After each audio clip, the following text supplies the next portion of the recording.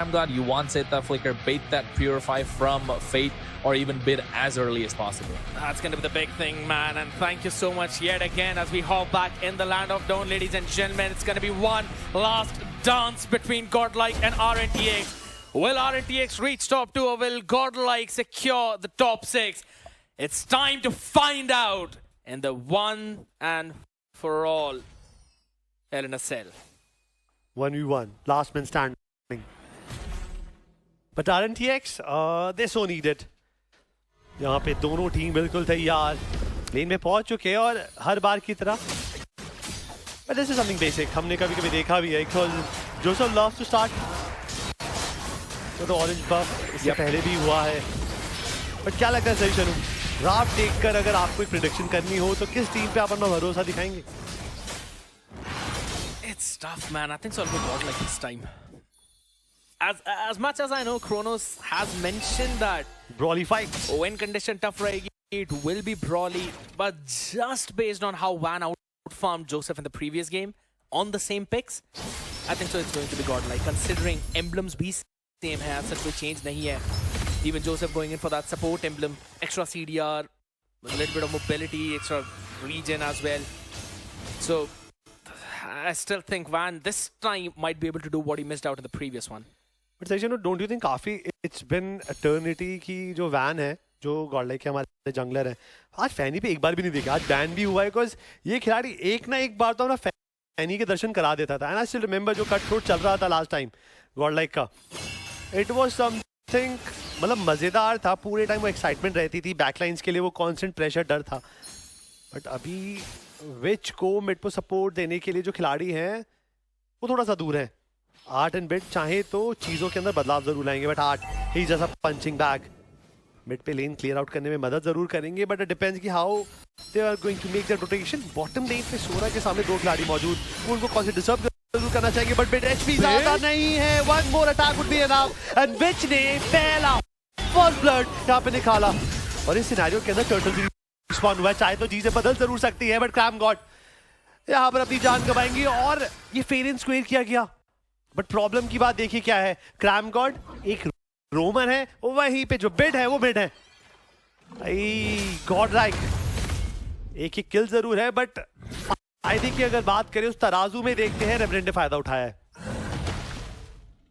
Extra play there. Flicker also burnt out for Cram God on the other side. Purify maybe cool down with a bit, so yeah, I agree. Bit of an advantage coming in for the side of RNTX on the other side. Now the slot dance goes in. They're ready for the fight. Big knocker, Phoenix Fury again getting a big stun onto 2. Mirio as he's in the back line will hop in for the wind stride. Still will be brought back in though as Bit picks up that kill. Joseph pretty low in the HP as the turtle will be secured by Van.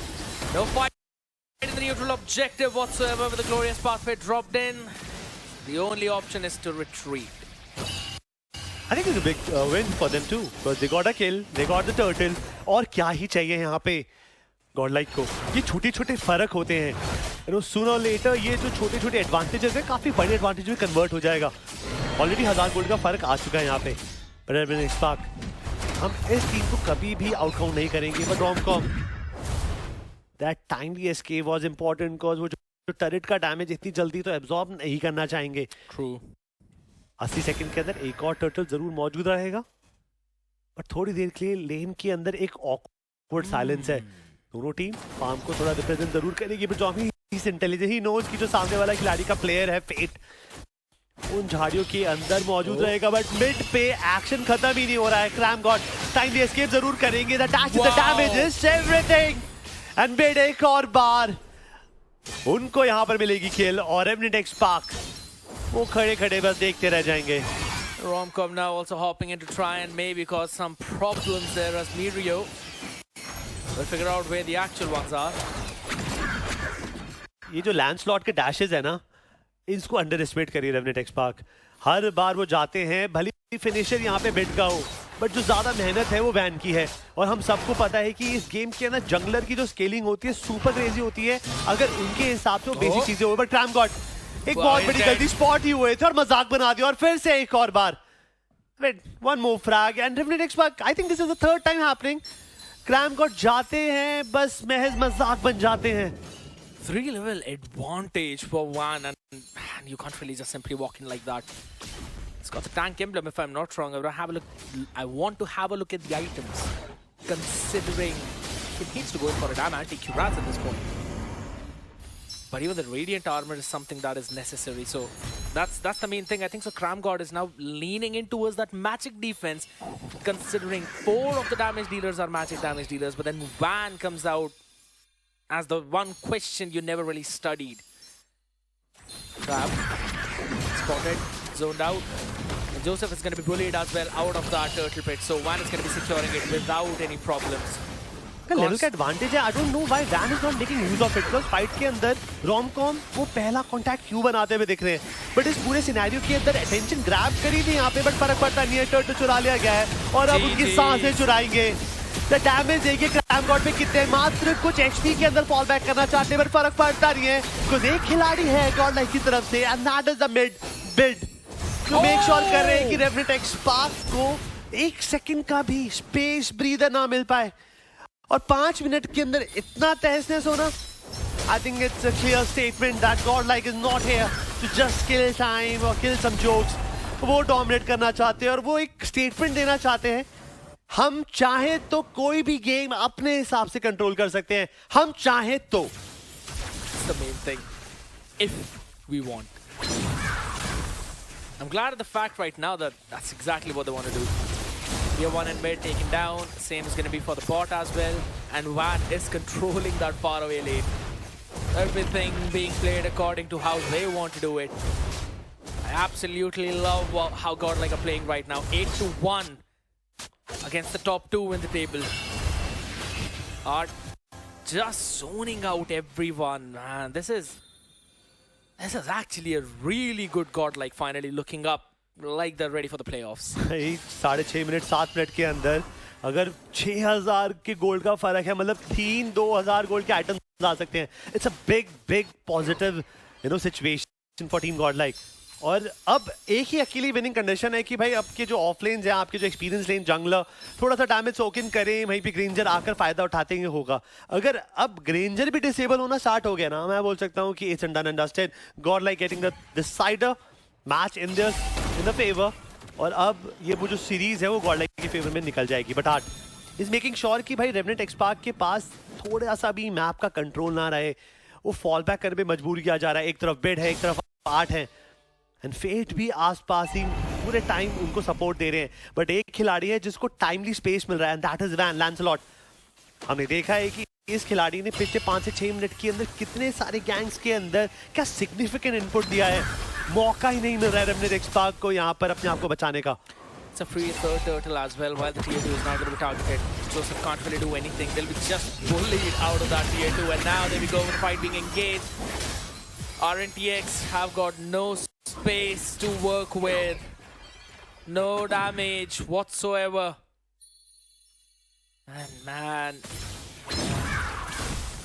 I think so this could be called as done and dusted, unless John gets a couple of picks. He did make the Sky Piercer as the first item, so probably the Hunter Strike for the second. इसके अलावा nothing. Godlike तड़प रही है यहाँ पे। Lancelot को slam इन करा, ultimate use करा, फॉल बैक भी करा। जो रिजल्ट्स उनको चाहिए थे वो मिले नहीं है। बट अब अकेला, अभी टॉप का भी टरेट तोड़ देंगे, अकेला मिड का रह जाएगा। But things are never going to be easy for team Revenant XSpark. Gold की अगर बात करते हैं, हर एक खिलाड़ी जो गॉडलाइक का है वो टॉपर पे है। चौथे पायदान पे जॉम आते हैं जो मार्क्समैन है यहाँ पर हमारी टीम रेवेनेंट एक्सपार्क के। टॉप की लेन हो, बॉटम की लेन हो, हर एक जगह से गॉडलाइक ने पिंच डाउन करा है रेवेनेंट एक्सपार्क को। रेवेनेंट एक्सपार्क इस वक्त बिल्कुल पैसिव एंगल से, they have to wait for the initiation, और इस इनिशिएशन के अंदर एक गलती निकालनी पड़ेगी।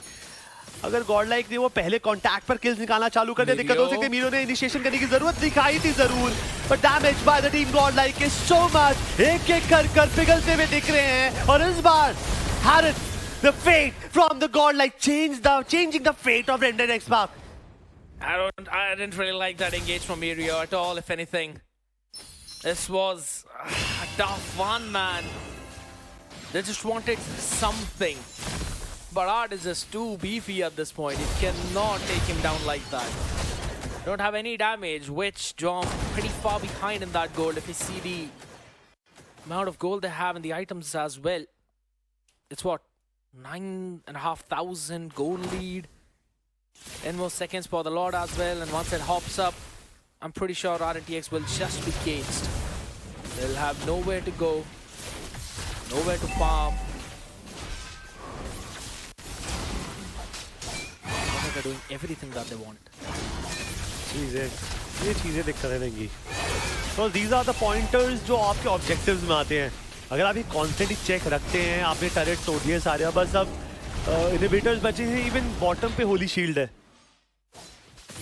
Because bottom पे आप देखिए टॉप से यहाँ पर जो आपका लॉर्ड है वो प्रोग्रेस करेगा. लॉर्ड किसी भी टाइम पर हो अटेंशन पूरा ग्रैब करता है. लुकिंग फॉरवर्ड कि अब आगे कैसे खेलती है यहाँ पे team revenant spark.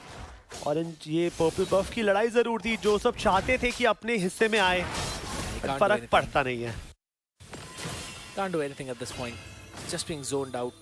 Seishanu, the maximum level from the team Revenant Spark is 11. वहीं पे 14 लेवल पे वैन ऑलरेडी है. इस खिलाड़ी ने भली किल्स ना हो बट काया पलट कर दी है. बट एक और टरेट गया यहाँ पर. और अब देखना है इस फाइट के अंदर क्या होगा. बिकॉज अब अगर गॉडलाइक फाइट जीती है इसका मतलब एक साइड का इनहिबिटर तो गायब होने वाला है. Oh, hold on. 5-man Thornbro in backline. Yes, there's a Fury Phoenix on the other side. It doesn't matter. The damage is just too much with the Salmon Force drop down. Mirio has to retreat.